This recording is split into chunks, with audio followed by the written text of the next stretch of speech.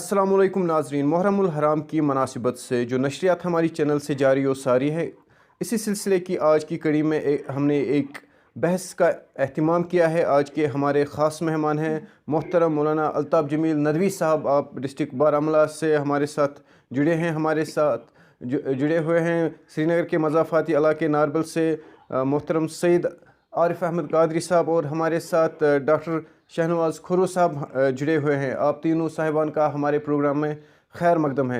सबसे पहले मैं जाना चाहता हूं मोहतरम सैयद आरिफ अहमद कादरी साहब के पास। आरिफ साहब, आप हमें बताइए कि करबला के हवाले से जो आजकल के मुआशरे में ख़वातीन की ज़िम्मेदारियां हैं वो क्या हैं? इससे पहले मैं आपका बहुत ही शुक्रगुजार हूँ कि आपने हमें काबिल समझा कि किसी दीनी मामले पे बात करने की हमें दावत दी। इसके लिए मैं उर्दू वर्ल्ड श्रीनगर का शुक्रिया अदा करना चाहता हूँ, और साथ में हमारे जो मेहमान हैं मौलाना साहब और डॉक्टर साहब, तो उनको सलाम पेश करना चाहता हूँ। तो जहाँ तक आपका सवाल है, इस जो करबला का मसला है, जो वाक़या करबला है, तो ये तो एक है जो करबला की सरजमीन थी जहाँ पे वाक़ा पेश आया। तो ये खाली एक सरजमीन की हैसियत नहीं रखता है, बल्कि ये एक दरगाह की हैसियत रखता है। तो आपके सवाल का जवाब देने से पहले मैं, अगर आपकी इजाज़त हो, तो चंद मारूज़ात मैं चाहता हूँ। जी जी जी। हाँ, आपको मैं बता दूं कि बड़ा ही अलमिया है ये कि जो दीन इसको बाइफरकेट किया गया है। बाइफरकेट मतलब, तो मैं तो मुहर्रम के हवाले से, करबला के हवाले से पेश करूंगा। बाइफरकेट के जो अहले बैत अतहार अलैहिस्सलाम, इनको शिया के हवाले किया गया है। तो इसी तरीके से तौहीद की बात कोई करे तो बोलते हैं ये गैर मुकल्लिद है जी, और क़याम में अहले देश, क्योंकि हमें हुक्म है उदखुलू फिस्सिल्म काफ़ा, पूरा पूरा दाखिल हो जाएं। हम तो आधे आधे हो रहे हैं ना, आधे दाखिल हो रहे हैं। शिया हजरात आधे दाखिल हो रहे हैं, उनको आधा दाखिल किया जा रहा है। दूसरे फिक्र के लोगों को आधा आधा दाखिल किया जा रहा है। ये जैसे ठेकेदारी का मसला चल रहा है आज।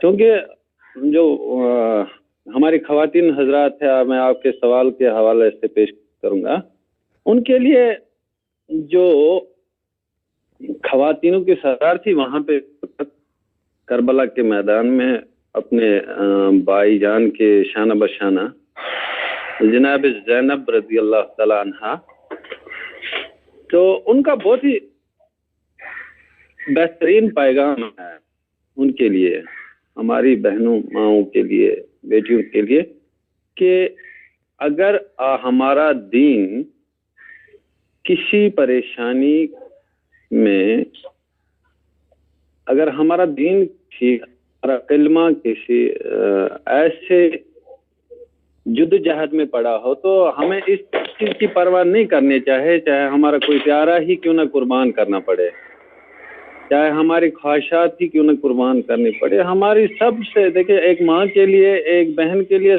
सबसे आला शफकत वाला उसके लिए, बहन के लिए भाई होता है, तो माँ के लिए एक बेटा होता है। तो एक शायर ने इसके बारे में क्या खूब ही कहा है, ज़ैनब के बाग में भी दो फूल थे महकते, ज़ैनब ने वो भी दोनों राहे खुदा दिए हैं। तो उनका पैगाम है, और सबसे बेहतरीन पैगाम है जिससे हमारा माशरा सुधर सकता है, कि जब जनाब ज़ैनब रज़ियल्लाहु तआला अन्हु ने हज़रत अली असगर का लाशा देखा, तो उनकी से चीख निकल गई, तो जिस पर से हज़रत इमाम आली मुकाम रज़ियल्लाहु तआला अन्हु ने उनको रोका। فرمایا کہ اے زینب آپ جان کی طرف دیکھیں، اپنے ساتھ خیال رکھیں، کیونکہ ہماری شریعت میں قرآن پڑھنے کے لیے بھی عورت کو اس چیز کا خیال رکھنا ہے کہ ان کی آواز کا بھی پردہ ہے. تو مجھے نہیں لگتا ہے اس سے بڑا پیغام ملے گا. جی ہاں، تو یہ عارف سب سے صاحب پیغام ہے. ہاں، میں آپ کے پاس دوبارہ آؤں گا. ہمارے ساتھ ڈاکٹر شہنواز خروش صاحب جڑے ہوئے ہیں. ڈاکٹر صاحب، آپ سے پوچھنا چاہتا ہوں، حیات من ذلہ کے نعرے کو دور حاضر میں کس طرح عملی جامہ پہنایا جائے؟ آپ کی یہ کوشش جو آپ بار بار یہ کوشش کرتے ہیں، تو ہم اس کوشش کو بہت زیادہ سراہتے ہیں، اور ہمیں بہت خوشی ہوتی ہے کہ آپ جیسے جو نوجوان جو ہیں وہ اس جیسی کوششیں کرتے ہیں جس سے ہمارے سماج میں بہت زیادہ فائدہ پہنچتا ہے. دیکھیے، جہاں تک اس نعرے کا تعلق ہے، تو اس نعرے کی وجہ سے پہلے میں آپ کو تھوڑا اس کے بارے میں کچھ سمجھاتا ہوں. ایک شعر ہے غالباً کا، وہ کہتا ہے کہ ارادے جن کے پختہ ہوں، نظر جن کی خدا پر ہو، تلاطم خیز موجوں سے وہ گھبرایا نہیں کرتے. تلاطم خیز موجوں میں تلاطم خیز روانی ہے، سفینہ خود سنبھل اپنا کناروں کا بھروسہ کیا. تو جو حسینیت جو ہے، تو جو آپ اس نعرے کے بارے میں کہہ رہے ہیں، تو اس کے بارے میں مجھے ایک حدیث پاک یاد آ رہا ہے کہ رسول اللہ صلی اللہ علیہ وسلم نے ایک بار یہ فرمایا تھا کہ ہمارے جو دور میں ہے، ہمارے جو آخر کے جو دور میں ہے، جو آخر کے دور میں، اور رسول اللہ صلی اللہ علیہ وسلم نے فرمایا کہ جو مسلمانوں کی تعداد ہوگی، وہ مسلمانوں کی تعداد بہت زیادہ ہوگی، اور بہت زیادہ ہونے کے باوجود بھی ان میں جو ہے یہ جو مطلب دین ہوگا وہ کم ہوگا، اور وہ مغلوب ہوں گے. تو صحابہ نے یہ فرمایا کہ یہ بتاؤ آپ کی مطلب وہ مغلوب کیوں ہو گئے؟ کیا وہ تعداد میں کم ہوں گے؟ تو انہوں نے کہا کہ نہیں، تعداد میں یہ کم نہیں ہوں گے، لیکن ان میں ایک بہت بڑی بیماری ہوگی. تو فرمایا کہ وہ کون سی بیماری ہوگی؟ تو کہا کہ ان میں وہن کی بیماری ہوگی. تو صحابہ نے پوچھا کہ یہ وہن کیا ہوتا؟ تو انہوں نے کہا کہ موت کا خوف. تو انہوں نے فرمایا کہ رسول اللہ صلی اللہ علیہ وسلم نے یہ فرمایا کہ یہ اتنے لوگ ہوں گے کہ جتنا جو ہے سمندر میں جھاگ ہوں گے، جتنا سمندر میں جھاگ ہوتا ہے تو اتنے زیادہ ہوں گے. تو کہا کہ اگر اتنے زیادہ ہوں گے تو میں مطلب اتنی طاقت کیوں نہیں ہوگی؟ تو رسول اللہ صلی اللہ علیہ وسلم نے یہ فرمایا تھا کہ جھاگ کا جو وزن ہے وہ کتنا ہوتا ہے، سمندر کے مقابلے میں جھاگ کا وزن کتنا ہوتا ہے، اور یہی بیماری آج کل کے مسلمانوں میں ہے. تو اس نعرے سے ہمیں صرف یہ ملتا ہے کہ جو مغرب ممالک ہیں، جو مغربی اقوام ہیں، انہوں نے کیسے مسلمانوں کو مغلوب کیا تھا. حالانکہ مجھے وہ دور بھی یاد آتا ہے کہ میں اکثر اقتباسات اور کتابوں میں پڑھتا ہوں کہ ان ادوار کے بارے میں پڑھتا ہوں جن کے بعد سب سے پہلے رسول اللہ صلی اللہ علیہ وسلم کا جو زمانہ تھا، جب انہوں نے ہجرت کی، تو ہجرت کے بعد اسلام کتنا غالب ہو گیا تھا. تو اسلام غالب ہونے کے بعد آپ دیکھیں گے کہ خلفائے راشدین کا بھی زمانہ آ گیا تھا. تو خلفائے راشدین کا دور آپ نے دیکھا ہوگا، تو خلفائے راشدین کے دور میں بھی اسلام کتنا غالب ہو گیا تھا، تو وہ بھی آپ کو بتانے کی ضرورت نہیں ہے. اس کے بعد امیہ حکومت بھی آئی تھی. حالانکہ امیہ حکومت میں کچھ ایسے یہ جو بادشاہ رہے ہیں جنہوں نے پرابلمز کریٹ کر لی تھی، لیکن اوورال جتنے بھی باقی امیہ تھے تو انہوں نے بھی اسلام کو کتنا وسیع کر لیا، انہوں نے علاقوں کو فتح کیا تھا. تو اس کے بعد بھی آپ یہ دیکھیں گے کہ عثمانیہ حکومت دیکھیں گے، عباسی حکومت دیکھیں گے، تو اسلام کتنا غالب رہا. غالب رہنے کی یہی وجہ تھی کہ انہوں نے وہ خالی جو ہے ترقی کے معیار کو دیکھتے تھے، اور ان میں وہن کا یہ نہیں تھا، وہن کا پیمانہ نہیں تھا ان میں. لیکن آج وہی وہن آدمی میں جو مسلمانوں میں آ گیا، تو اس وہن کی وجہ سے جو ہے جو مغربی ممالک ہیں اور یورپی ممالک ہیں، انہوں نے اسلام پر قبضہ کیا. تو ہر علاقے میں آپ یہ دیکھیں گے. تو جو افسوس ہمیں یہ کرنا پڑے گا، حیات من ذلہ ہمیں افسوس کرنا پڑے گا جو ہمارے جو مسلمانوں میں جو ذلت ہے اس وقت، تو اس پر ہمیں افسوس خالی اپنی زبان سے نہیں کرنا پڑے گا. ہمیں یہ دیکھنا پڑے گا کہ اس کے لیے ہمیں کون سے پڑیں گے، کون سے اقدام ہمیں اٹھانے پڑیں گے. تو ان اقداموں ہمیں یہ ملوز نظر رکھنا چاہیے، اور یہ دیکھنا چاہیے کہ اسلامی ممالک کتنے زیادہ ہیں. لیکن پھر بھی جو ہے اب آپ دیکھیں گے فلسطین میں کیسا یہ معاملہ ہو رہا ہے. فلسطین میں دیکھیں گے آپ کی جو اسرائیل ہے، تو اسرائیل نے کیسے اس پر قبضہ کیا، اور کون سے ممالک ہیں، جیسے آپ ایران دیکھیں گے اور بھی ترکی دیکھیں گے. تو ایران نے مطلب جو فلسطین کے معاملے میں कितना कुछ किया था, लेकिन आप देखेंगे कि उसके बरकस जितने भी मुसलमान ममालिक हैं कि वो उनके बरकस क्या कर रहे हैं। और उसके बाद आप ये देखेंगे कि चेचनिया में क्या हो रहा है, और मुसलमान, आपने रोहिंग्या मुसलमानों के बारे में देखा होगा, तो लेकिन कोई आप उठाने के तैयार नहीं है। कुछ ही ममालिक है, जैसे तुर्की है, जैसे ये जो ईरान है, और इसके साथ है मलेशिया है, तो कुछ ऐसे ममालिक है जो इस नारे को जो है बरोईकार लाकर ये देखना चाहते हैं कि मुसलमान मतलब मगलूब होने के बाद कैसे गालिब आ जाएंगे। लेकिन अक्सर ममालिक अगर देखेंगे उनमें वहन का भी खौफ जो है, खौफ है, मौत का भी डर है, और दूसरी बात कि वो अपनी जो इक्तिसादियात को जो है इतना बढ़ाना चाहते हैं कि चाहे को कहीं पे भी किसी भी हद तक गुजरना पड़े। हाल ही में आपने ये देखा होगा कि यूएई, यूनाइटेड अरब इमारात, उन्होंने इसराइल के साथ कैसे टाइज बनाई है, वो भी फलस्तीन के खिलाफ, और जिस पर ईरान ने जो है बहुत ही ज्यादा एहतिजाज किया था कि मतलब ये होना नहीं चाहिए। लेकिन फिर भी आप देखेंगे कि लोग मतलब जितने भी ममालिक हैं वो जो है मतलब अपने इक्तिसादियात को, अपने ये जो मतलब मामलात को खैर करने के लिए बाकी मुसलमानों को दाव पे लगाते हैं। और दूसरा मैंने देखा था कि आप सऊदी अरब के बारे में देखेंगे, कुछ ही दिन पहले उनका ये आया था, एक वीडियो आया था, तो आप उनका एक बयान भी देख सकते हैं, जो मोहम्मद बिन सलमान है, तो उन्होंने ये बयान में कहा था कि हम जो है अपने जो इस्लाम को, हमारे सऊदी अरब को वो मगरिबी ममालिक के मतलब बराबर कैसे करेंगे, मुशाबह कैसे करेंगे। ये कभी नहीं कहा उन्होंने कि इस्लाम को बुलंद कैसे करेंगे, नहीं, उनको यूरोप और मगरिब का जो मुशाबह करना है, इस्लाम को मुस्लिम के मुशाबह करना है। तो मुझे लगता है कि ऐसा होना नहीं चाहिए। तो सबसे पहली बात जो अहम और जरूरी बात है वो इस्लाम में जो है ना, मतलब ये देखेंगे आपकी यकसानियत है, और ये देखेंगे हमें इत्तेहाद कैसे करना है, मुसलमान मिलकर आपस में इत्तेहाद कैसे करेंगे, और इत्तेहाद की वजह से वो जो गैर अक़वाम पे जो है गैरिब कैसे आ जाएंगे, उस पर हमें जो गौर करना पड़ेगा और नजर रखनी पड़ेगी। जी डॉक्टर साहब, फिर मैं आपके पास आऊँगा। हमारे साथ मशहूर कॉलम निगार मोहतरम अल्ताफ़ जमील नदवी साहब जुड़े हुए हैं। आपके कॉलम्स हम बचपन से ही पढ़ते आ रहे हैं और बड़े बड़े अखबारात में शाया होते ही रहते हैं। मोहतरम, मैं आपसे एक सवाल पूछना चाहता हूँ, क़याम हुसैनी हमें किन इंसानी असूलों की तरफ दावत देती है? तो मैं पहली बात आप तीनों हजरात के लिए मेरी तरफ से अस्सलाम वालेकुम रहमतुल्लाहि व बरकातहू। आपके लिए इसलिए कि आप मेरे लिए इंतहाई अहम शख्सियत के हामिल हैं कि बार बार आप प्रोग्राम करते हैं, और इन दो हजरात जो मेहमान जुड़े हुए हैं, मैं इन्हें भी मुबारकबादी देता हूँ कि आज के इस दौर में जब हर शख्स अदीमुल फुर्सत है, तो थोड़ा वक्त निकाल कर ये इमाम हुसैन रज़ी अल्लाह तआला अन्हु के लिए जुड़ गए या पूरे इस्लाम के लिए जुड़ गए, तो मेरी तरफ से दोनों के हजरात के लिए मुबारकबादी हो।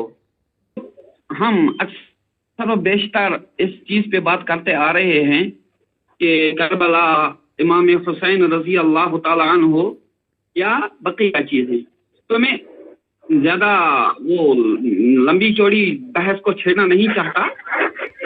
तो हल्का सा जवाब इतना है कि क़याम हुसैनी हमें अल्लाह तबारक ताला की तरफ बुलाता है, और ये तहरीक हमें बुलाती है, आइए और पूरे इस्लाम में हो जाइए। तो क़याम हुसैनी का असल मकसद यही था कि फिर से उसी तरफ को पलटा जाए जहाँ से हम शुरू हुए थे, जहाँ से काफ़िले नबवी अलैहिस्सलातु वस्सलाम के हाथ से ज़मामे रहमत छूट चुकी है। आओ पलट कर वहीं चले जहाँ से नबी रहमत सल्लल्लाहु अलैहि वसल्लम ने रहनुमाई की थी, फिर से एक बार उसी तरफ पलटे। तो क़याम हुसैनी का नारा ये कोई नई बात नहीं है, बल्कि इसकी तजदीद तो पहले ही हज़रत नबी करीम सल्लल्लाहु अलैहि वसल्लम ने फरमाई है, और जो खलाफाए राशिदीन हैं उन्होंने की है। तो क़याम हुसैनी की इससे बड़ी और कोई तवजीह नहीं की जा सकती कि इमाम हुसैन रज़ी अल्लाह तआला अन्हु के बड़े भाई इमाम हसन रजी अल्लाह ताला अन्हो अपनी खिलाफत का जो उनका हक था उससे इसलिए हो रहे हैं कि उम्मत बच जाए, उम्मत में इत्तेहाद रहे, बना रहे, उम्मत जुड़ी रहे। तो इसलिए उन्होंने कष्ट बर्दार होकर उम्मत को एक बड़ी जंग से बचा लिया। क़याम हुसैनी जहां तक मैं समझा हूं यही है कि उम्मत किसी जानिब गामजन हो, उस राह पर जिस राह के इमाम या रहबर या रास्ता दिखाने वाले नबी रहमत सल्लल्लाहु अलैहि वसल्लम हैं। तो दरअसल हज़रत इमाम हुसैन हमें वही ले जाना चाहते थे जहाँ पे तहरीक तहरीक हुआ था, इस्लामी तहरीक का, जिसके बानी से मोहम्मद अरबी सल्लल्लाहु अलैहि वसल्लम। जी, बहुत खूब। हमारे साथ सैयद आरिफ अहमद कादरी साहब जुड़े हुए हैं। आरिफ साहब, आपसे पूछना चाहता हूँ, वाक़या करबला का आज के समाज पर कितना इतलाक़ है? असर देखिए, असर तो आप जो क्वेश्चन फरमा रहे हैं ना, तो मैं आपको इसकी क्वेश्चन की थोड़ा वजह चाहूँगा कि आप मुझे बताएं, क्या आप वाक़या करबला से हमारे लिए जो मैसेज है मौजूदा दौर के समाज, तो वो उसका इतलाक़ ढूंढ रहे हैं कि वाक़या करबला जैसे उमूर जो इस वक्त चल रहे हैं उनका पूछ सकते नहीं, हैं? मैं पैगाम जो है वाक़या करबला का कितनी ज़रूरत है आजकल के समाज में, उस पे पैगाम। बिल्कुल, आपका जहाँ तक आपके समझ पा रहा हूँ, इसका मतलब मुझे समझ आया कि आप दर से करबला ढूंढ रहे हैं। जी। हाँ, देखिए, करबला से मुख्तसरन में अर्ज करूंगा, करबला से हमें खुसूसी तौर दो दर्स मिल रहे हैं। एक तो इश्क का दर्स मिल रहा है, दूसरा अमन का दर्स मिल रहा है। अमन का दर्स मिल रहा है, पहले तो इश्क का दर्स है। तो इश्क का दर्स ये है कि इमाम आली मकाम रज़ी अल्लाह तआला अन्हु हमें ये दर्स दे रहे हैं, जो जानिसारे इमाम रज़ी अल्लाह तआला अन्हु थे, वो हमें ये दर्स दे रहे हैं कि अगरचे आप मैदान कारजार में भी लड़ रहे हैं, लेकिन वहाँ पे आपको ये इस चीज़ का भी ख्याल रखना है कि जब वहाँ से अजान हो रही है तो शरीयत आपको, अगरचे देखिए दो चीज़ होते हैं, एक हो गई रुखसत तो दूसरी हो गई अजीमत। रुखसत और अजीमत, तो अगर आपको रुखसत है कि आप नमाज बाद में भी पढ़ सकते हैं क्योंकि दुश्मन का खतरा है कि वो आपको शहीद न कर दे, इसमें आपको अगर रुखसत है, लेकिन अजीमत यही है कि करबला में इमाम हुसैन रज़ी अल्लाह तआला अन्हु ने तो वहीं मैदान कारजार में अदा की नमाज। तो ये दर्स दे रहे हैं हमें, हालांकि वो बाद में भी ऐसा कर सकते थे, यह हमें दर्स दे रहे हैं कि आपको इश्क अगर अल्लाह से है, इश्क अल्लाह के रसूल सल्लल्लाहु अलैहि वसल्लम से है, तो खाली आपको ज़ात के साथ नहीं करना है, तो तालीमात का भी ख्याल रखना है, का वो भी तकाजा है ना, खाली ज़ात के साथ। अगरचे नबी पाक सल्लल्लाहु अलैहि वसल्लम की एक हदीस मुबारक मुझे याद आ रही है इस वक्त, बुखारी शरीफ में है, तो काल रसूलुल्लाह सल्लल्लाहु अलैहि वसल्लम ला युमिन, जो हजरत उमर रज़ी अल्लाह ताला अन्हु उनसे फरमाया कि उन्होंने अर्ज किया, या रसूलुल्लाह सल्लल्लाहु अलैहि वसल्लम, आप मुझे हर चीज से प्यारे हैं, तो अंत अहब्बु मिन कुल्ल शैइन, आप मुझे हर चीज से प्यारे हैं, लेकिन इल्ला नफ्सी, अपनी जान से प्यारे नहीं हैं। हुजूर पाक सल्लल्लाहु अलैहि वसल्लम ने फरमाया कि ए उमर, ला युमिनुना अहदुकुम हत्ता अकून अहब्बा इलैहि मिन वालिदिही व वलदिही वन नास अजमईन। उमर, ये तो हदीस मुबारक है, तो मैं इसका मफहूम पेश करूंगा। फरमाने का मकसद है कि आपका ईमान तब तक मुकम्मल नहीं है कि जब तक आपको हर चीज से प्यारे हुजूर पाक सल्लल्लाहु अलैहि वसल्लम हो।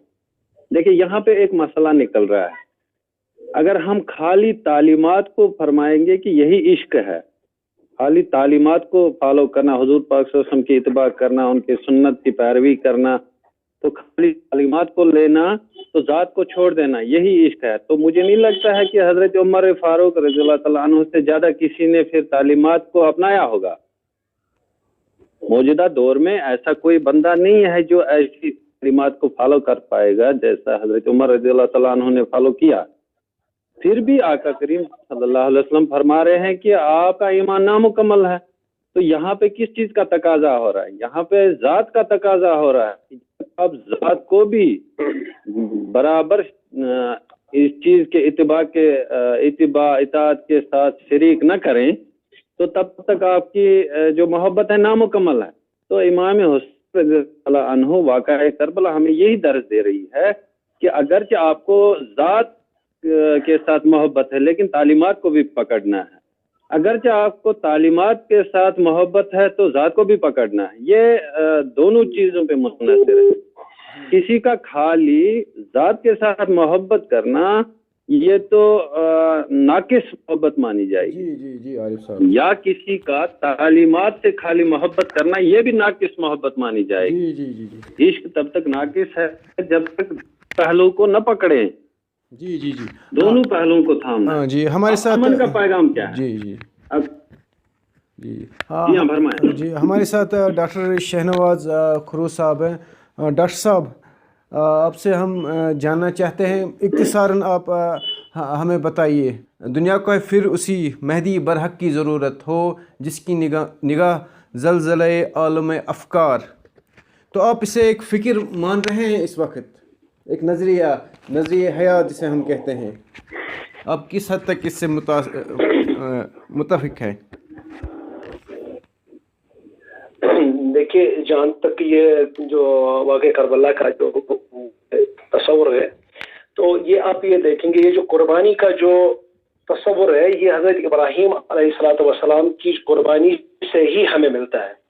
آپ یہ دیکھیں گے کہ کیسے جو والد صاحب اور ان کے جو والد صاحب جو ہیں انہوں نے کیسے اپنی جان نشاور کر دی، جو مطلب حضرت اسماعیل علیہ السلام نے اللہ کی راہ میں جو ہے اپنی جان کو نثار کر دیا، اور حضرت ابراہیم علیہ السلام اپنے بچے کو ذبح کر رہے ہیں، اور حضرت ابراہیم علیہ السلام جب اپنے بچے کو ذبح کر رہے ہیں تو وہ یہ نہیں دیکھ رہے کہ میرا بچہ ہے، تو اسی جذبے کو پھر جو ہے رسول اللہ صلی اللہ علیہ وسلم کے جو نواسوں نے اپنایا ہے، جیسے حضرت امام حسین نے کربلا کے واقعے میں یہ دکھایا ہے، اور یہ جو قیام حسین کی جو روشن خیالوں کی عکاسی کرتی، اس سے جو مساوات ہے، جو یکسانیت ہے، برابری کی تعلیم ہمیں ملتی ہے، اور پیغام محبت بھی ملتا ہے اس سے، اور یہ بھی پتہ چل جاتا ہے کہ جو ماضی میں جو ظلم اور جبر ہوئے تھے، ماضی میں ظلم اور جبر ہوئے تھے، تو اس ظلم اور جبر کو جو ہے ہمیں آج کل کے دور میں ہمیں کیسے اس چیز کا کلاگما کرنا ہے، ہمیں کیسے اس چیز کے بارے میں سوچنا ہے کہ اس چیز کا کلاگما کیسے کرنا ہے ہمیں، تو یہ دعوت ہمیں مل رہی ہے وہاں سے۔ تو جو کفر ہے، کفر کیسے مغلوب ہو جائے گا، باطل کیسے مغلوب ہو جائے گا، مسلمانوں کی جو تذلیل ہو رہی ہے، جو مسلمان آج کل کے دور میں ذلیل ہو رہے ہیں، تو اس چیز کو جو ہے ہمیں جو یہ پیغام بہت ہی بہترین طریقے سے کربلا دے رہا ہے۔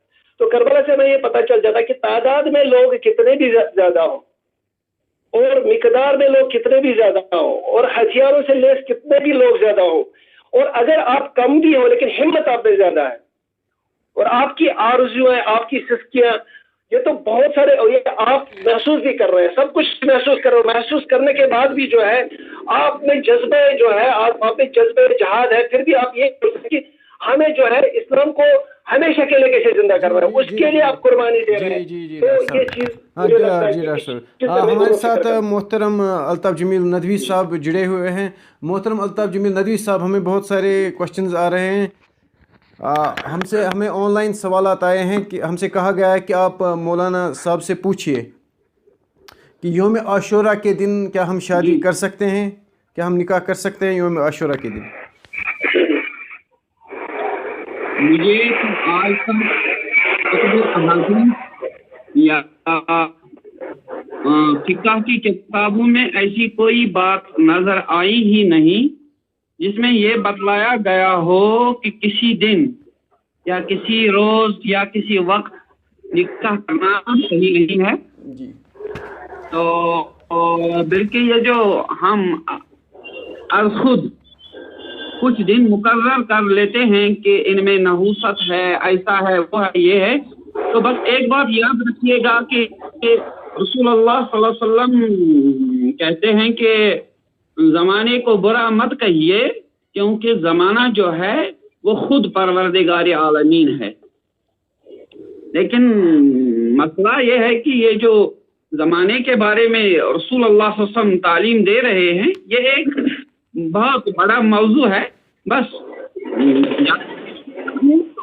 نکاح کرنے کی کوئی پابندی نہیں ہے. بہتر ہے سے ایام کیے جائے تو اس کی فرضیت الگ ہے اور واقع کربلا یا یوم عاشورہ الگ ہے. جی جی بہترین. وقت کی قلت دامن گیر ہونے کے سبب ہم پروگرام کو آگے نہیں بڑھا سکتے. ہم تینوں مہمانوں کے خاص طور پر محترم سید عارف احمد قادری صاحب کے، ڈاکٹر شہنواز کھرو صاحب کے اور مولانا الطاف جمیل ندوی صاحب کے مشکور و ممنون ہیں. آپ نے چند لمحات ہماری چینل کو نوازے انشاءاللہ.